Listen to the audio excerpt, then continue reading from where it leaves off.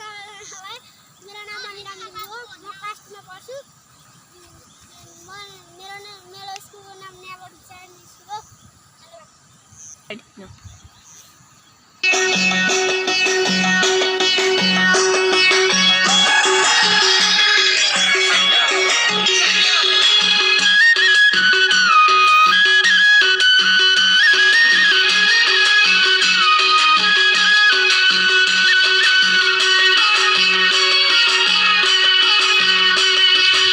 हजुरबाले भने थे औला भाजी गर्ने थे